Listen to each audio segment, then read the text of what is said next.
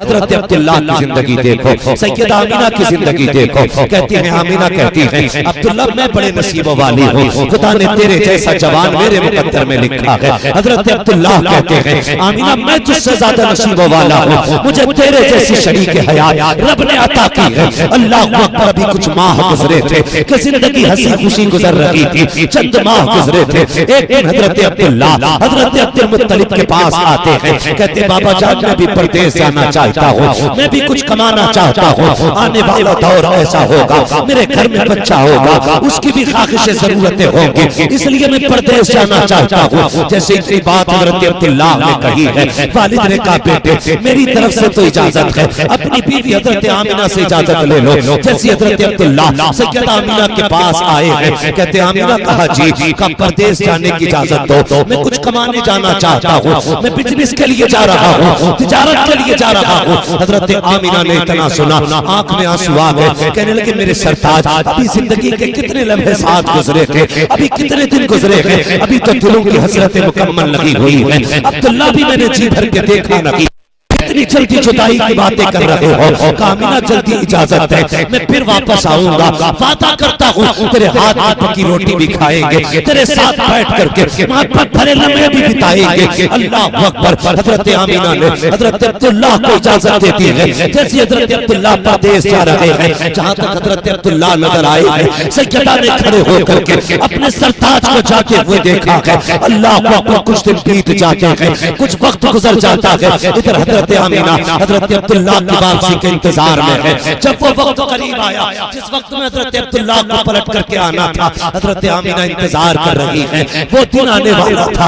आप कहते हैं बाबा कहा जी का मेरे अब्दुल्लाह का पता नहीं चला है, चाहिए किसी से पूछो तो सही मेरे अब्दुल्लाह अभी तक आए क्यों नहीं है। हज़रत अब्दुल्लाह के इंतजार में सैयदा आमिना क्या करती है, एक दिन घर में सफाई की है, खाने के इंतजाम में लग जाती है। हज़रत अब्दुल मुत्तलिब ने कहा था ए बेटी आमिना बता तो सही ये क्या कर रही हो। कहा आज अब्दुल्ला आ सकते हैं, मैं इसलिए घर की सफाई कर रही हूँ, मैं घर में इंतजाम कर रही हूँ। ये कह के हज़रत आमिना ने कहा कि जरा पता तो कीजिए कब तक अब्दुल्ला आने वाले हैं। हज़रत अब्दुल मुत्तलिब घर से निकले हैं, हरम शरीफ में पहुंचे हैं, अभी पूछना चाहते थे, इतने में एक शख्स दौड़ता हुआ आया, उसने कहा क्या आप ही अब्दुल मुत्तलिब हो। कहा जी। का एक बड़ी बुरी खबर है। कहा क्या खबर लेके आए हो। कि अब्दुल्ला तुम्हारे बेटे हैं। कहा जी। कहा अब्दुल्ला वापस नहीं आएंगे। कहा किस लिए। कहा रास्ते में उनका इंतकाल हो गया है। इतना सुनना था। हज़रत अब्दुल मुत्तलिब जमीन पे बैठ जाते हैं, अपने दिल को संभाल रहे हैं। आपके पास खुदा ने कई बेटे दिए थे, खुद को तो संभाल लेते हैं, लेकिन दिल कहता है अब्दुल मुत्तलिब जरा ये तो बताओ। आमिना पूछेंगी तो क्या जवाब दोगे।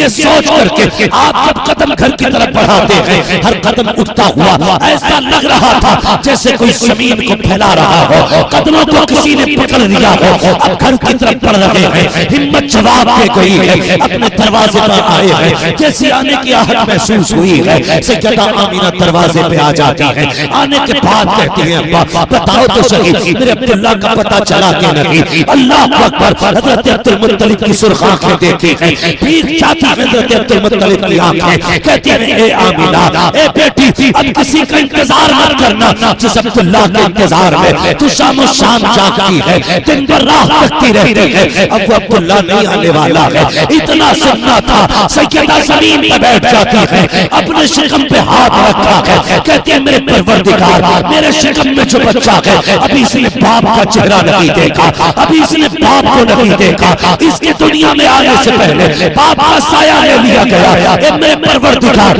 मेरा बच्चा पैदा होने से पहले यतीम हो गया है। जैसे इतना कहा आवाज आती है आमिना परेशान ना हो, हम तेरे बेटे को लावारिस नहीं रखेंगे, हम तेरे बेटे को कायनात का वारिस बना के दुनिया में पैदा फरमाएंगे। अल्लाह। ये हज़रत अब्दुल्ला हज़रत अब्दुल मुत्तलिब हजरत अब्दुल्ला की मौत की खबर हजरत अब्दुल्ला के घर आई है। सैयदा आमिना की वो जिंदगी के लम्हे याद रखना। मैं एक बात पहले कहना चाहूंगा, जहां तक मेरी आवाज जा रही हो, और बेटी वालों तो मेरी बात नोट करके लेके जाना। अपनी बेटियों को ये सबक दे देना, कभी शोहर को बद्दुआ ना देना, कभी शोहर के खिलाफ कोई गलत जुमला ना कहना। खुदा की कसम, शोहर शोहर हुआ करता है, शोहर शोहर हुआ करता है। जब कभी झगड़ा होता है कितनी आसानी से औरतें कह देती हैं, जा पलट के मत आना, मुझे तेरी सूरत भी अच्छी नहीं लगती है, मैं तुझे देखना नहीं चाहती। ए मेरी बेटी, मेरी बहन, तुझे खुदा का वास्ता शोहर शोहर होता है, इसे बद्दुआ न दे, बल्कि ये घर से निकले मुसल्ला बिछा के सजदे में सर रख के अपने रब से दुआएं किया कर। मालिक सुहागन के जोड़े में छोड़ के गया है, सुहाग के जोड़े में मालिक ने लाना। ये दुआएं मांगा करो, वरना हमने देखा है अगर शोहर चला जाता है तो वो औरतें जिनकी हुकूमत घर में चला करती है, अगर 10 बेटों की माँ भी हो फिर भी शोहर के बाद उसकी कोई औकात नहीं रह जाती है। अगर शोहर इंतकाल कर जाता है तो माँ की हाथ की कलाई के सोने के कंगन तक बेटे उतार लेते हैं। हाँ हाँ, वो माँ जिसकी मर्जी से घर में एक वक्त का खाना जिसकी मर्जी के बगैर नहीं बनता, अगर उसका शोहर इंतकाल कर जाए तो कल यही बेटे अपने चूल्हों के लिए लड़ा करते हैं। वो माँ कल जिसकी मर्जी से खाना बनता था, आज वो अपनी रोटी का इंतजार करती है, कोई बेटी रुक बेटा रोटी दे करके जाए। हाँ हाँ, हम जानते हैं 4-4 बेटों को हमने एक माँ को रोटी देने के लिए लड़ते हुए देखा है। ये कहते सुना है, आज बारी तेरी है, आज बारी तेरी है। ए मेरी बहन, अपने शौहर की जिंदगी की सलामती की दुआएं मांगना। अगर ये सलामत है तो तू किसी की मोहताज नहीं रहेगी, अगर ये चला गया तो तेरी जिंदगी में दुखों के सिवा कुछ नहीं रह जाएगा। हाँ हाँ, तेरे घर के आंगन में वो पुरानी छत तो होगी, लेकिन इज्जत से रोटी देने वाला कोई ना होगा। तेरे बदन पे कपड़े तो होंगे, लेकिन उन कपड़ों की रौनक मिट चुकी होगी। तेरे सर पे दुपट्टा तो होगा, लेकिन उसकी जीनत जा चुकी होगी। हाँ हाँ, अगर शौहर का जनाजा उठा तो सिर्फ कमाने वाला नहीं, तेरी हजरत कब्रिस्तान चली जाएंगी, तेरी खाकिशें कब्रिस्तान चली जाएंगी। इसलिए मैं कहता हूँ, कभी शौहर को बददुआ ना देना। अगर कहना है तो ये कहना, मालिक मैं रखूं न रखूं, मेरे शौहर का साया मेरे बच्चों पे सलामत रखना। नारे तकबीर, नारे रिसालत, उलमाए अहले सुन्नत, मसलके आला हजरत, जश्न ईद मिलादुन नबी, नारे तकबीर, नारे रिसालत। इसका थोड़ा इको कम कीजिए और आवाज बढ़ा दीजिए इसकी, जो बात समझ में तवज्जो है आप लोगों की। आज जरूरत है हम अपनी बेटियों को क्या समझाते हैं। हम अपनी बेटियों से ये कहते हैं डरना नहीं है, जो होगा देख लेंगे। ये जो रिपीट है ना, जो होगा देखा जाएगा, कौन क्या देख लेगा, कोई देख सकता है। बड़े बड़े नवाबों से बेटियां नहीं पली, तुम पालोगे। कई बार मां ये कह देती है डरना मत, 18 साल हम नहीं पाला है तुझे। 18 साल पालना आसान है, निकाह के बाद बेटी को घर पे रखना बड़ा मुश्किल काम। ये चढ़ावे मत देना और बेटियों को समझा देना, तेरा शोहर ही तेरी दुनिया है और तेरा शोहर ही तेरी आखिरत है। क्या पता जिनके घरों से शोहर चले जाते हैं उनकी जिंदगी कैसी हो जाती है। हाँ, हम समाज के बीच रह रहे हैं, अगर शोहर इंतकाल कर जाए तो उस वक्त तक बच्चों को रोटी कोई नहीं देता जब तक उनसे नौकरों की तरह काम नहीं ले लिया जाता है। ये जालिम समाज है, सबकी बात नहीं करता, लेकिन हकीकत है। जाओ माशरे को जाके देखो, किस घर में लड़ाई नहीं। शोहर घर से निकलता है, बीवी किचन में खड़े खड़े कहती है जा तेरी सूरत देखनी गवारा नहीं, मर जाना किसी काली से दबके। तुझे शर्म आनी चाहिए। अगर ये सफेद कफन में लिपट के आया ना, कोई तुझे इज्जत से 2 रोटी देने वाला नसीब नहीं होगा। कोई इज्जत से 2 रोटी देने वाला नसीब नहीं होगा। तुझे क्या पता ये शौहर क्या है। हाँ, अगर पागल भी हो ना शौहर, तो औरत के लिए एक सायादार दरख्त होता है। दीवाना हो शौहर, फिर भी औरत के लिए एक पहाड़ होता है, एक दीवार है औरत के इज्जत के बीच में शौहर। और हम जा देखा जाएगा, उठा के पटक देंगे, जेल करा देंगे। अभी जेल में कुछ अहबाब ने बताया ऐसे ऐसे बूढ़े लोग मिले कि जिनसे कोई मिलाई करने तक जेल नहीं आया। और मुफ्ती साहब क़िबला ऐसा मासूर शख्स एक था बूढ़ा कि जो बेल चेयर पे बैठा हुआ था, बेल चेयर पे जेल के अंदर, उससे पूछा गया कि चाचा इस उम्र में आप यहाँ कैसे आ गए? कहने लगे बहू ने एक मुकदमा किया था। बहुत गौर से मेरी बात सुनिए। कहने लगे बहू ने मुकदमा किया जिसकी सफेद दाढ़ी है,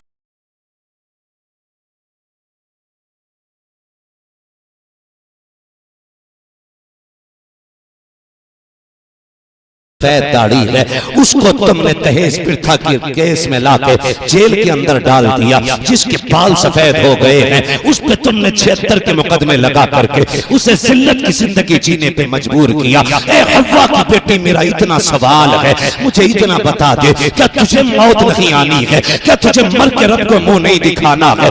ये झूठे मुकदमे, ये 420 के केस ना करो। ये दुनिया के दुनिया यहाँ पैसे की चलती है, लेकिन वहां पैसे की नहीं चलेगी, वहां उसकी चलेगी जिसके साथ हक होगा, जिसके साथ सच होगा, जिसके साथ रब होगा, वहां उसकी चलेगी। जो जालिम होगा वो तरसेगा और जो मजलूम होगा वो फख्र से सर उठा के खड़ा होगा। बेशक, सुभान अल्लाह, सुभान अल्लाह। इसलिए डरना आखिरत से, जिसके दिल में आता है मुकदमा कर देते। ये मुसलमानों की कहानी है, जाओ जेलों में जाके देखो। कितनी औरतों ने सिर्फ अपनी बेवकूफी की वजह से अपने शोहरों को जेल में डाल दिया और उनके बच्चे बाप के होते हुए यतीमों की तरह जिंदगी गुजार रहे। शर्म आनी चाहिए हमारे समाज में। 12वीं का झंडा हर बेवा के घर पे होगा, हर शादीशुदा, हर जोड़े के घर पे लगा होगा। हाँ, यतीमों के घर पे भी झंडा होगा, अमीरों के घर पे भी झंडा होगा। लेकिन मुझे जरा ये बताना, ये झंडा लगाने वाले ये फैसला करेंगे पहले कि जो हमारे अंदर कमियां थी उन कमियों को पहले दूर करेंगे, बाद में मुस्तफा के नाम का झंडा लगेगा। ये कब होगा बताइए? खुदारा बदलें अपने आप को। ये जो बेटियां मुकदमे कर रही हैं और शरीफ और बेगुनाह लोगों को फंसाती हैं, अल्लाह से डरो, वरना अल्लाह जब गिराएगा कब्र में कोई बचाने वाला नसीब नहीं होगा, कोई बचाने वाला नसीब नहीं होगा। आज तेरे भैये की थानेदार से रेट पेट अच्छी है ना, आज तेरे भाई के शोर से और सिफारिश से ऊपर तक है, तो जिसे चाहोगे फांसी करा दोगे, जिसे चाहोगे जेल में डलवा दोगे। नहीं, डरो अल्लाह से। एक दिन ऐसा आएगा कि उस दिन कोई नहीं होगा बचाने वाला। फिर अल्लाह आवाज देगा, बुला अपने हिमायतियों को, बुलाओ उनको जो पैसों पे दम भरते थे, बुलाओ उनको जिनके मामलात थाने कचहरियों में ज्यादा थे। फिर कोई नहीं आने वाला, कोई नहीं आने वाला। खुदारा बेटियों को यही सबक पढ़ाइए, यही सबक पढ़ाइए कि तेरा शोहर तेरी खुशियों का सबसे बड़ा जिम्मेदार है। अपने शोहर की जिंदगी की दुआएं मांगना, ये बताया करो अपनी बेटियों को, अपने शोहर की जिंदगी के लिए दुआएं मांगना। आज ना लगता नहीं है, जिन औरतों के शोहर इंतकाल कर जाते हैं, सब कुछ होते हुए भी वो जिंदा लाश बन के रहा करती है। जिंदा लाश बड़ा मुश्किल होता है जीना, बहुत मुश्किल होता है। और फिर देखो तो सही, सैयदा आमीना, अल्लाह अकबर, हजरत अब्दुल्ला, चांद जैसा शौहर, किसी का काला कलोटा मर जाए, वो औरत बेहोश हो जाती है जिसका चांद जैसा शौहर चला गया। हाँ, कम से कम कुछ लोगों को ये तो सब्र होता है, हमने जनाजा देख लिया, ये तो सब्र होता है कि हमने हाथों से मिट्टी दी है। हमारे यहाँ पे अगर किसी का इंतकाल दुबई में हो जाता है तो हम 2 लाख रुपए लगा करके दुबई से जनाजा मंगवाते हैं, ताकि आखिरी बार अपने बच्चों का, अपने शौहर का, अपने बेटे का, अपने बाप का दीदार कर सके। हम लाखों रुपए लगा करके इसलिए जनाजे मंगवाते हैं, आखिरी बार देख सकें। लेकिन आमीना का मुकद्दर देखो, आमीना का तो नसीब ऐसा है आखिरी बार अपने शौहर का जनाजा तक न देख सके। कितनी मुश्किल जिंदगी थी। अल्लाह अकबर, ऐसे माहौल में सैयदा आमीना ने खुद को संभाला। अल्लाह अकबर। हजरत आमीना सुबह भी रोती हैं, शाम भी रोती हैं। हजरत अब्दुल मुत्तलिब से रोना ना देखा गया। काबे में गए, गिलाफ पकड़ के रोए, कहने लगे मालिक मेरे सहारे के लिए तो इतने बेटे दिए हैं, कम से कम आमीना को एक ऐसा बच्चा दे जो आमीना का सहारा बन जाए। आवाज आई, अब्दुल मुत्तलिब जा, अब परेशान ना हो, तू सिर्फ आमीना के सहारे की बात कर रहा है। हमने तो कायनात का सहारा आमीना की गोद में देने का फैसला, सुभान अल्लाह, हमने तो ये फैसला किया है आमीना को सारी कायनात का सहारा देंगे। अल्लाह अकबर। सैयदा आमीना के दिन गुजरते रहते। एक दिन ना हज़रत अब्दुल मुत्तलिब सुने वो लोग जब मिलाद को बिदअत कहते, मिलाद है क्या? डांस है, तमाशा है। मिलाद मुस्तफा के औसाफ, आक़ा करीम के सिफात व कमालात, हाँ उनके हुस्न की बातें, उनके जिस्म की बातें, उनके तज़किरे, यही मिलाद है, यही मिलाद है ना? बोलो, यही मिलाद है ना? हुजूर की बातों ही को तो मिलाद कहा जाता है। ये यहां बैठ के गाली देता है, नहीं देता ना? तो मैं तो एक बात कहता हूं ना, आला हज़रत ने क्या गलत कहा? आप फरमाते हैं और तुम पर मेरे आका की इनायत न सही, नजदियों कलमा पढ़ाने का भी एहसान गया। और कुछ नहीं समझ रहे, कम से कम इतनी समझ लो हुजूर ने कलमा पढ़ाया है। इसी बहाने कर हुजूर क़यामत की खुशियां मना लिया करो कि हुजूर ने दीन दिया गया हमें, यही सोच कर जश्न मना लिया करो।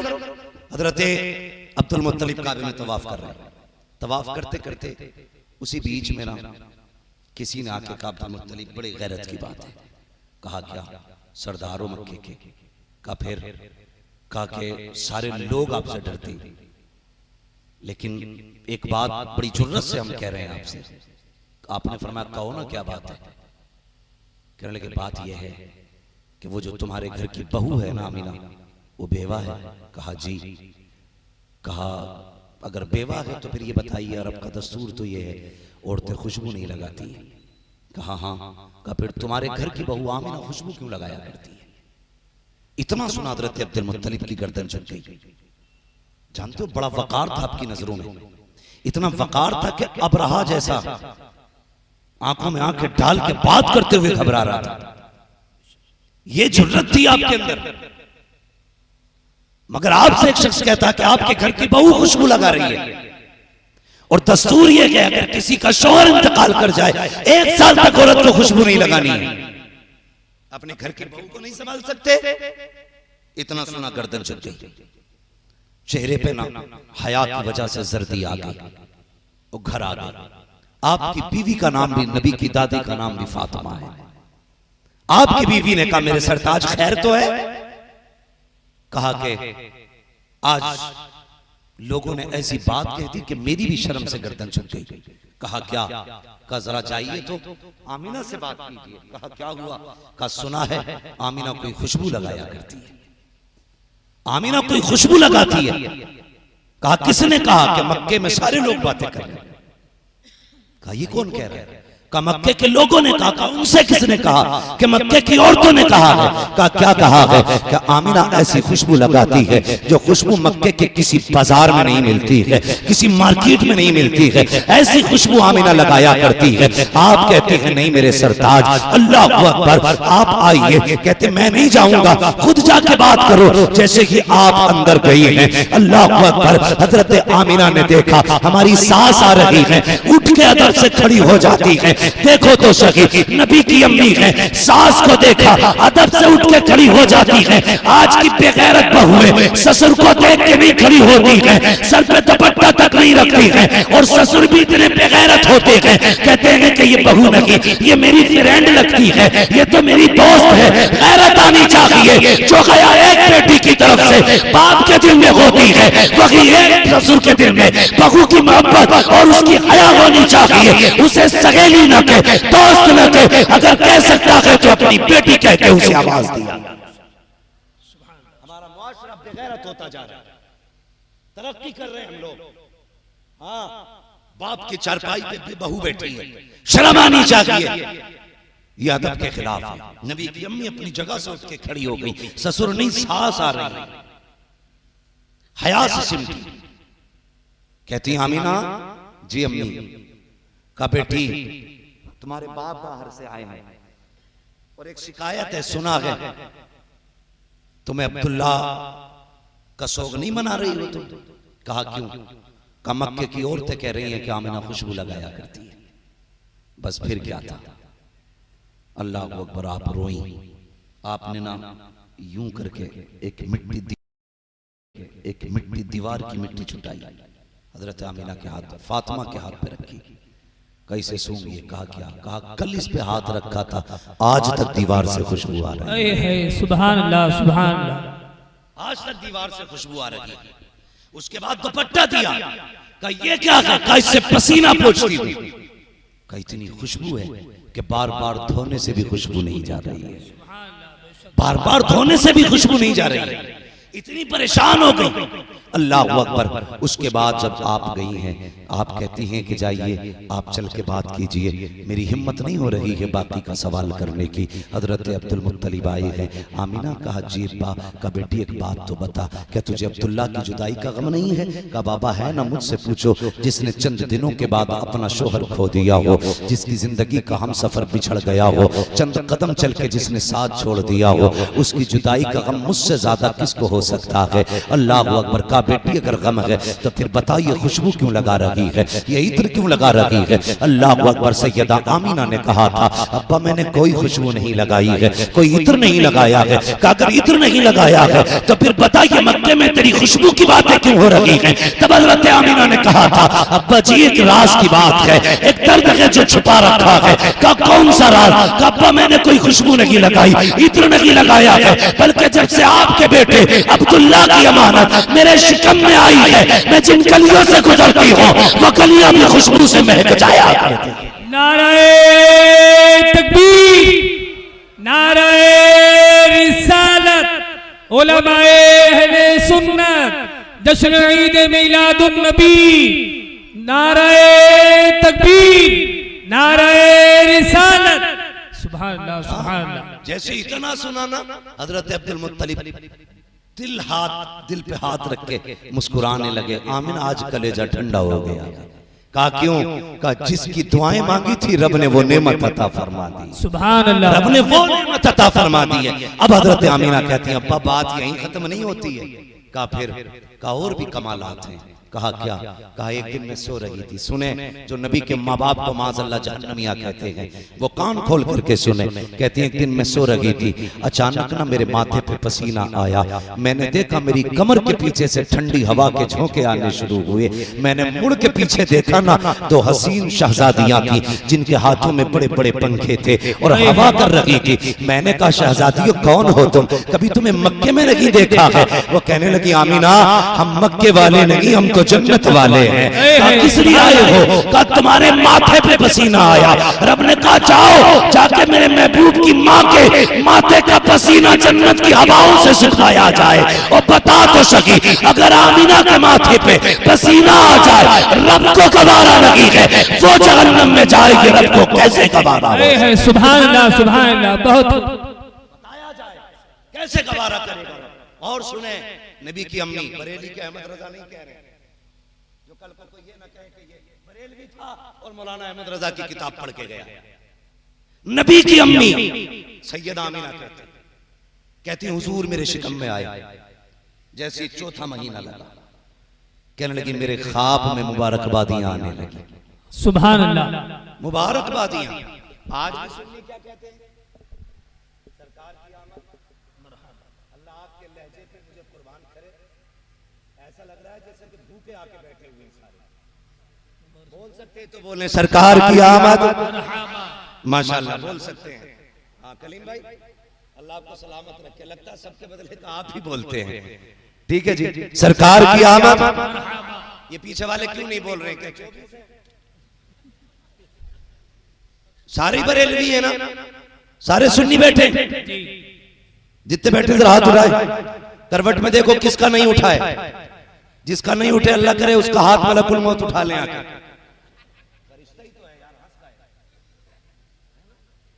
भाई बहुत गौर से मेरी बात सुनिए, अल्लाह आपको सलामत रखे। मुबारकबादियां आने लगी। अल्लाह अकबर।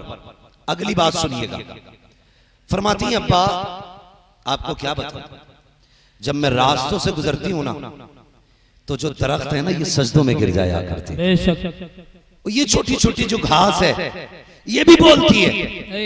हजरत अब्दुल मुत्तलिब देख रहे हैं घास बोलती है, बाबा घास नहीं, ये जो बड़े बड़े पत्थर से लेके छोटे छोटे कंकड़ तक है ना, ये भी मुझसे बात किया करते हैं। हजरत अब्दुल मुत्तलिब कहते हैं ये कब कहा का अब्बा जी सुनिएगा, जब आप हरम शरीफ में चले जाते हो हाजियों की खिदमत के लिए, कभी कभी तो पानी भी घर से ले जाते हो, घर में पानी नहीं रहता है तो माँ मुझे भेजती है, ले आमीना पानी लेकर के आ। अब्बा जी आप जानते हो मेरे शिकम में अब्दुल्ला की अमानत है, मैं पानी का बर्तन लेके जब चलती हूँ अब्बा मुझे ताज्जुब होता है कि दरख्त भी बोलते हैं, ये तख्त, ये पत्थर, ये कंकर भी बोला करते हैं। अब्बा जी जब मैं कुएं के किनारे जाती हूँ सारी औरतें मोहल्ले की इंतजार करती होती हैं, वो लो आमीना आ रही है, सब ठहर जाया करती है। अब्दुल मुत्तलिब कहते हैं बेटी क्यों? का वो इंतजार करती है कि जब मैं पहुंच जाती हूँ उनका काम आसान हो जाता है। वो कहते हैं आमीना जरा करीब तो आ। का किस लिए? का जरा किनारे पे खड़ी हो, जब तू आ जाती है हमारा काम आसान हो जाता है। का क्या होता है?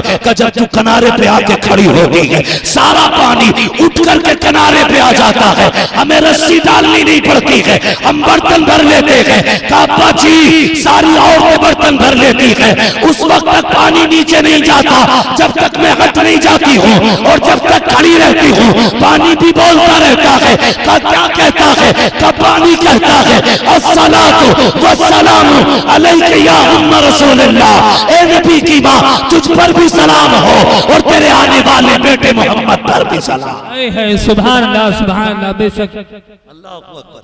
हजरत अब्दुल मुत्तलिब बहुत खुश है, काश अल्लाह ने हसरत पूरी कर दी, हसरत पूरी कर दी। वो वक्त भी गुजरा, वो साथ सईद भी आई, और क्या कहती हैं अब्बा जी, मैं गुजर के जा रही थी, पानी का बर्तन मेरे हाथ में था, मैंने जिस पत्थर पर पैर रखा वो मोम की तरह मुलायम हो गया। सुभान अल्लाह। मोम की तरह का पत्थर। हैरत का उस दिन मैंने आंगन में से एक कंकर उठाया कि उसे फेंकूं, किसी के पैर में न चुभे। का जब मैंने हाथ लगाया ना तो पानी की तरह हो गया। मैंने कहा ये क्या हुआ, ये क्या हुआ? पत्थर मोम बन गया, कंकर मोम बन गया। का मैंने इतना कहा था, उस कंकर ने बोलना शुरू कर दिया। उसने कहा आमीना ठहर, शहजादे को आ लेने दे, अभी छोटे मोम हुए के बड़े बड़े मोम हुए। सुभान अल्लाह। का वो भी बोलने लगा शहजादे को आने दे, बड़े बड़े मोम हो जाएंगे। अल्लाह अकबर। सैयदा आमीना फरमाती दिन गुजरते गए, कहते हैं लेकिन जैसे हर औरत को तकलीफ होती है मुझे कोई तकलीफ नहीं थी, मुझे कोई तकलीफ नहीं हुई। फिर वो वक्त भी करीब आया जिस रात मेरे बेटे की विलादत होनी है। तवज्जो है सारे लोगों की? विलादत होती। फरमाती मैं उस दिन तन्हा थी अपने घर में, मेरे घर में उस दिन चिराग में डालने के लिए तेल तक नहीं था। कहती आज मुझे अब्दुल्ला की जुदाई का एहसास हुआ, ख्याल आया आज हो सकता है मेरे बच्चे की विलादत हो और घर में चिराग भी नहीं है। चिराग तो बड़ी बात है, कोई खातून नहीं जो मेरा साथ दे, मेरी हिम्मत बंधाए। ये सोच के आप रोई, कहने लगी काश अब्दुल्ला होते तो मक्के की कुछ औरतें मेरे पास होती, कौन जाए औरतों को बुलाने के लिए। अभी कहती मेरे दिल में ये ख्याल आया और मेरी आंख से आंसू टपक के अभी पलकों से जुदा नहीं हुआ था, मेरा पूरा घर रोशन हो जाता, पूरा घर रोशन हो गया। मैंने देखा मेरे घर में रोशनी अचानक, और मैंने देखा मेरे सरहाने कोई बड़ी हसीन और महजबी खातून खड़ी थी। मैंने कहा खातून तू कौन है? उसने कहा मैं जन्नती हूरों की सरदार हूँ। कहा किस लिए आई हो? कहा आमीना तेरी दाया बना के रब ने मुझे तेरे घर में भेजा है। कहा तेरी दाया बना के भेजा। फरमाती फिर मुझे एक प्याला पेश किया गया, कहती मैंने वो प्याला पिया, वो दूध से ज्यादा सफेद, शहद से ज्यादा मीठा और बर्फ से ज्यादा ठंडा, मुश्क से ज्यादा खुशबूदार था। कहती घूट मारना था, मेरे सारे दुख दूर हो जाते हैं। और उसके बाद क्या कहते हैं, सुने बहुत गौर के साथ, ये कुमकुमिया पे एतराज करते हैं, एक लाइट पे लोगों को एतराज है। हैरत होती, वो कहती हैं कि मैं लेटी हुई थी, मैंने देखा ना आसमान के सितारे मेरे सहन के इतने करीब आ गए थे कि मैं डरने लगी थी कहीं ये मेरे घर में गिर ना जाए। इतने करीब थे, मुझे गिरने का डर था, गिरने का डर था। कहती सितारे करीब। फिर मैंने देखे मेरे घर के अंदर बड़े खूबसूरत परिंदे आए, उन्होंने मोती अपनी चोंचों में रख रखे थे और वो सारे मोती मेरे बिस्तर के चारों तरफ बखेरे गए। मेरा पूरा घर जन्नत बना दिया गया। अल्लाह अकबर। अब सुनिएगा, हम घर सजा ले तो पेट में दर्द। अल्लाह ने फरमाया जिब्रील जी रब्बे जलील का जन्नत को सजाने का हुक्म दिया जाए। मालिक जन्नत तो है ना सजी हुई चीज, कहा हाँ है, मगर हम चाहते हैं आज महबूब आने वाला है, जन्नत को हर दिन से ज्यादा हसीन बनाया जाए। सुभान अल्लाह। जन्नत को 16 श्रृंगार कराए गए और सजा दी गई जन्नत, सारे दरवाजे खुल गए। रब ने फरमाया जिब्रील रब जलील का अब हमारी हम्द का मिंबर लगाया जाए, अल्लाह की हम्द का मिंबर लगा। हजरत मीकाईल अल्लाह की हम्द का मिंबर लगा। हजरत मीकाईल ने हम्द का खुतबा इरशाद फरमाया, और जब हजरत मीकाईल ने खुतबा इरशाद फरमाया, जन्नत की हर शय वजद में घूम रही थी, वजद में झूम रही थी हर शय। हजरत जिब्रील अमीन को रब ने हुक्म दिया, जिब्रील जी रब्बे जलील का मीकाईल इसराफील इजराइल चारों फरिश्ते चलो और अपने साथ 1-1 लाख फरिश्ता लेकर के आमीना के दरवाजे पे पहुंचो। मालिक किस लिए का महबूब आने वाला है, उसकी आमद का प्रोटोकॉल होना चाहिए, वेलकम इस्तकबाल होना है। चलो सब एक साथ इकट्ठे होकर के अल्लाह अकबर, चारों फरिश्तों को हुक्म दिया जा रहा है। हजरत जिब्रील ने 1 लाख फरिश्ते लिए, मीकाईल इसराफील ने लिए, हजरत इजराइल रुक जाते हैं, ये फरिश्ते आने लगे। हजरत इजराइल रुक गए। रब ने फरमाया इजराइल तुम क्यों नहीं जाते हो? अर्ज करते हैं मालिक मेरी ड्यूटी बड़ी सख्त है, तेरा फैसला तो ये है जब मौत का वक्त आना है तो मौत अपने वक्त से न 1 मिनट पहले आ सकती है न 1 मिनट बाद में आ सकती है। मेरी ड्यूटी इतनी सख्त है, ए मेरे परवरदिगार, आज कितने बच्चों को यतीम बनाना है, कितनी औरतों को बेवा बनाना है, कितनी माओ की गोद से उनका सहारा छीनना है, कितने बूढ़ों के बुढ़ापे की लाठी लेके आनी है, कितने घरों का चराग बुझाना है, कितनी औरतों की मांग का सिंदूर साफ करना है। ए मेरे मालिक, अगर मैं भी चला गया आज मेरी ड्यूटी का क्या बनेगा? रब ने फरमाया मेरा कुलबो तुम नहीं जानते क्या, मेरा महबूब आने वाला है। और जानते हो जब तुम किसी बच्चे को लेके आओगे तो माँ रोएगी, बच्चों को लाओगे तो बाप रोएगा, बाप को लाओगे तो बच्चे रोएंगे, माँ को लाओगे परिवार रोएगा। ए मेरा कुलबो आज महबूब आने वाला है। हम ये नहीं चाहते हैं किसी के घर से रोने की आवाज आए, हम ये नहीं चाहते हैं आज किसी की आंख में आंसू आए। इसलिए मेरा कुलबो जाओ, आज हमने भी महबूब के सदक़े में तुम्हारी भी छुट्टी कर दी है। मरने वालों को आज जिंदगी की सौगात अता फरमा। सुभान अल्लाह, सुभान अल्लाह, बेशक बहुत खूब, बहुत आज मलकुल मौत की भी छुट्टी है, मरने वालों को जिंदगी दी जा रही है, मरने वालों को जिंदगी दी जा रही है। अल्लाह अकबर, सारे फरिश्ते आ गए हजरत आमीना की चौखट पे, हजरत आमीना की चौखट पे। अब बात लंबी होगी। हजरत आमीना फरमाती फखरज मिन्नी नूर, फिर वो साथ भी आई, मेरे बेटे की विलादत हुई। आपने क्या कहा? मेरे जिस्म से नूर निकला। आपने नूर का तज़किरा किया। आज लोग इस पे झगड़ रहे हैं कि हुजूर नूर है कि नहीं है। नबी की माँ जानती है नूर है, इस खड़ूस को नहीं पता है ना। बस मैं बात समेटने लगा हूं। हजरत आमीना कहती है फखरज मिन्नी नूर, मेरे जिस्म से नूर निकला, नूर निकला।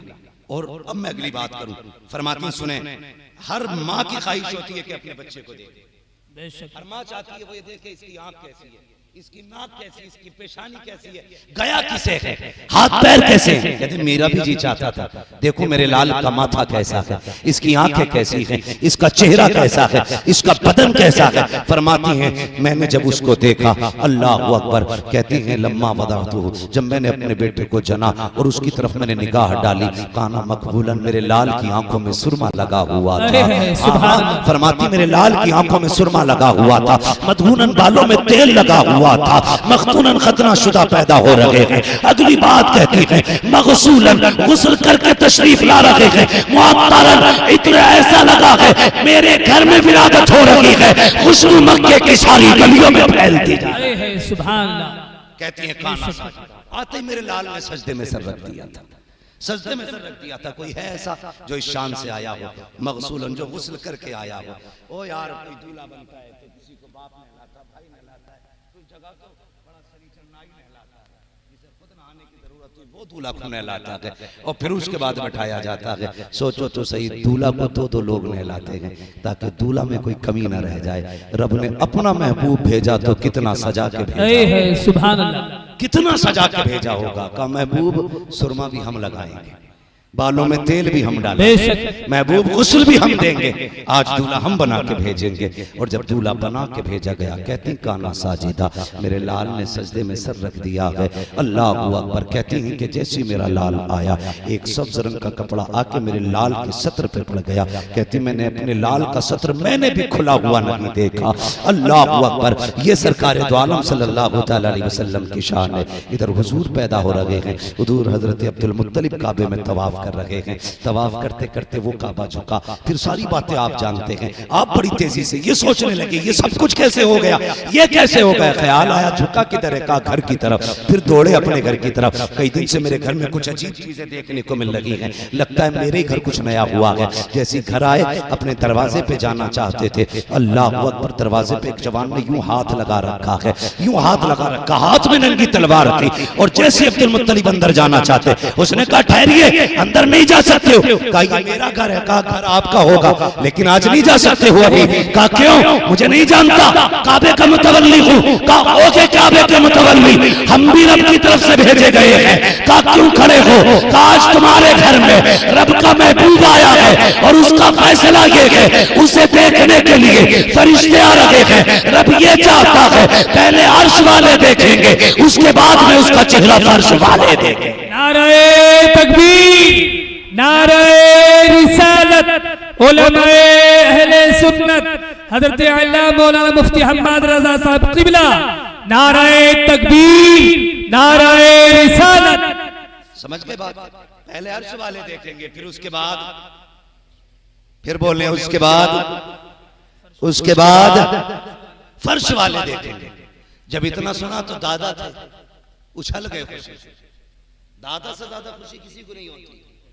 कहने लगे अब जाकर बताऊंगा मक्के में, मेरे घर आके देखो कौन आया। जब गए तो बोलना चाहते थे, अल्लाह ने ताला लगा दिया, मुंह बंद। कुछ बदअकीदा देखो यहीं से दलील उठा के, देखो वो जा रहे थे ऐलान करने के लिए, अल्लाह ने ताला लगा दिया। मैंने कहा हाँ बेशक, मुंह बंद किया, बोलने की ताकत ले ली गई, नहीं बोल सके, मुंह बंद कर दिया गया। वजह यह नहीं थी कि मिलाद का तज़किरा था, वजह यह थी, मुफस्सिरीन फरमाते हैं इसलिए बना किया गया था कि ये महबूब का मिलाद है, काफिरों की गलियों में नहीं होगा, मोमिनों की गलियों में किया। सुभान अल्लाह। इसलिए बंद किया गया कि इनकी आमद के ऐलान काफिरों की गलियों में नहीं, ईमान वालों की गलियों में लगाए जाएंगे, इसलिए लगे थे। अल्लाह अकबर, खुदा की कसम। फिर रब ने महबूब, अपना लाडला महबूब, अपना प्यारा महबूब हमें दिया, यह एहसान किया और ऐलान किया वमा अरसलनाका इल्ला रहमतल लिल आलमीन। और लोगों, ए महबूब, हमने आपको सारे जहान के लिए रहमत बना करके भेजा। हाँ, हुजूर को सारे जहान के लिए रहमत बना करके भेजा गया। लोगों ये समझो, हुजूर आए हैं तो बहारें आई हैं। हाँ, वरना माँ की कोई इज्जत नहीं करता, बाप की कोई कदर नहीं करता, बहन बेटी क्या है इससे किसी को मतलब नहीं था। हुजूर आए तो बेटियां घरों में मुस्कुरा रही हैं, हुजूर आए हैं तो माओं को अल्लाह ने हमें वकार समझाया है, हुजूर आए हैं तो बाप की इज्जत का पता लगा है। हर वो शख्स अब मिलाद मनाएगा जिसको खुदा ने बाप की दौलत दी है, या माँ की दौलत दी है, या बहन जैसी नेमतें अता की हैं, या बेटी जैसी रहमतें अता की हैं। जिसको भी रब ने ये रिश्ते दिए हैं उस पर लाजिम है वो किसी का झंडा लगाए ना लगाए, अपने घर पे मदीने वाले का झंडा जरूर लगाए। सुभान अल्लाह। लगाएंगे इंशाअल्लाह, बोलो लगाएंगे इंशाअल्लाह। लेकिन मेहरबानी एक करनी, घर की सफाई से ज्यादा, गली की सफाई से ज्यादा हमें दिलों की सफाई करनी। किसी के दिल में बुग़्ज़ है, कीना है, हसद है, पहले इसको साफ करना है, पहले दिल साफ कीजिए। हम गलियां साफ करते हैं कि हुजूर आएंगे, ये सोच के दिल साफ करो कि हुजूर आएंगे। वो कहा था किसी ने, सुना कि आप हर आशिक के घर तशरीफ लाते हैं, मेरे घर में भी हो जाए चरागां या रसूल, मेरे घर में भी हो जाए चरागां, मेरे घर में भी हो जाए चरागां या रसूल, या रसूल अल्लाह। हाँ, अपने दिलों को साफ कीजिए। अगर किसी से हसद है तो उसकी हसद का आप अपने दिल से मैल निकालिए। मस्जिद में जाएं, दिल साफ करके लेके जाएं। हैरत होती है, बंदा इत्र लगा लेता है कपड़ों पे और बड़े शानदार प्रेस व्रेस करके मस्जिद में जाता है, हाँ, मगर दिल का मैल नहीं निकाल पाता है। अल्लाह कहता है तेरे कपड़ों पे मिट्टी लगेगी तो चलेगा, लेकिन दिल का मैल नहीं चलना है। कपड़े भले मिट्टी वाले पहन के आ जा, लेकिन दिल साफ लेके आना है मेरी, बेशक दिल साफ लेकर के आना है। दिलों में जगह पैदा करें, अपने माशरे को एक बेहतर रुख दें, अपने माशरे को एक नई रविश दें।